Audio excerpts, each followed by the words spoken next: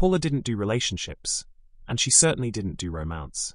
But there she was, standing in front of the mirror, adjusting her blouse as she looked at her reflection. "Hot date," said a voice from behind her. Turning around, Paula spotted her father leaning against the door of the bedroom. Paula frowned. Her father usually kept to the outskirts of the city, preferring to bounce back and forth between his many Bayside hideouts. "What are you doing here? Where's Uncle Vinny? Is he okay?" she said, beginning to panic. Paula laughed as he stepped into the room. "All is well, honey.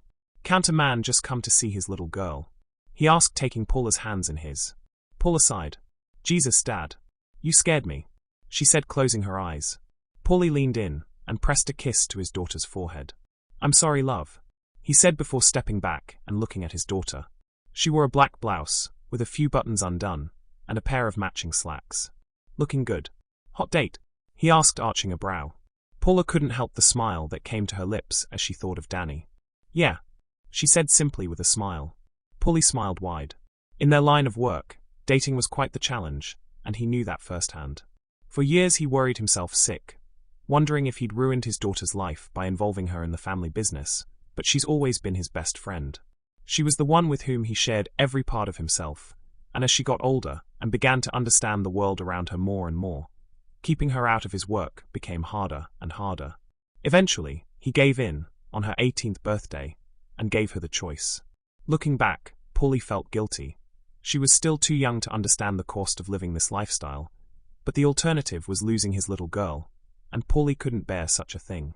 My little girl's all grown up," Paula said, stepping back to look at his daughter.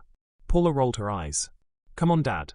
Don't do this, I just did my makeup," she said, rolling her eyes. Paula held his hands up in surrender. All right. I'll leave before I start crying," Paula said. After another kiss on her forehead, Paula headed out the door, leaving his daughter to finish getting ready. As Paula finished her makeup, she capped her lipstick just as her phone dinged with a message. It was Dani. Throwing her phone and wallet into her clutch, Paula made her way out the door. "Hey lady," Dani said as Paula entered the car.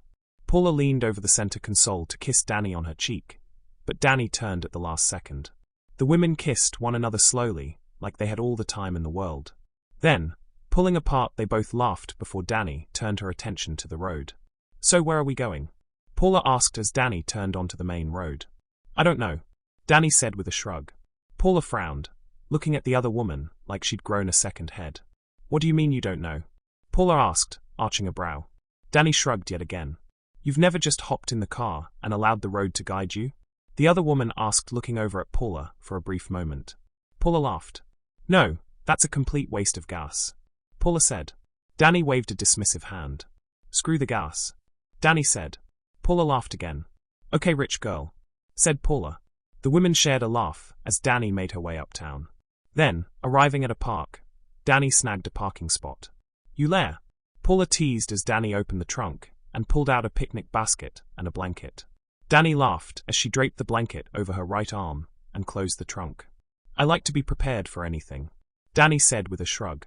Lacing her fingers in with Paula's, the women stepped onto the grass and looked for a place to sit. Finding a spot beneath a tall tree, Dani set the blanket down and the women sat down. After unpacking the picnic basket, Dani and Paula laid down on the blanket and began talking. They talked about the clouds in the sky, their childhoods, and their love for their fathers. Obviously, Paula didn't go too in-depth about her relationship with her dad, but still, she shared more with Dani than she'd ever shared with any of her past dates. They talked and talked until the sun began to make its way down from its place in the sky. "Ah, it's getting late," Dani said, beginning to sit up.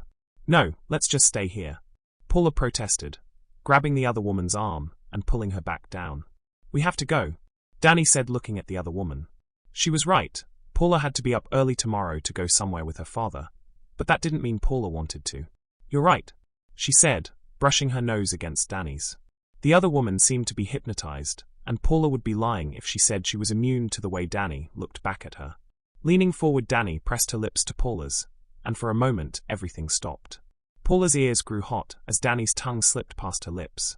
The sounds of the rushing water and fireflies buzzing around them faded as their tongues collided. "We really should go," Dani whispered between kisses. Paula nodded in agreement. She needed to get Dani home now. Collecting their items, The pair laced their fingers together and made their way back to Dani's car. "Don't look at me like that," Dani warned as they settled in the seats. Paula laughed as she pulled on her seatbelt. Making their way through the streets, Dani gripped the steering wheel as Paula leaned against the center console and traced patterns into Dani's neck as she drove. "Behave, woman," Dani said, looking over at the other woman as she came to a stop at a red light. Paula leaned in and kissed Dani deep and hard, causing the other woman to groan. Behind them, a horn sounded and Dani grumbled, causing Paula to laugh. "You sure you can't come up?" Paula asked, batting her eyelashes. Dani closed her eyes as she let out a deep sigh. "I really can't," she said, sorrow etched into her features. Paula gave a little pout before leaning over the center console and pecking Dani's lips. "Call me when you get home?" Paula asked. Dani kissed her back one more time before nodding. "Of course," she said. After one last kiss, Paula exited the car and made her way inside. Enjoyed this video? Want to be notified when the next one drops? Then subscribe and hit that bell to be notified. Also, share this with a friend who you think might enjoy this story.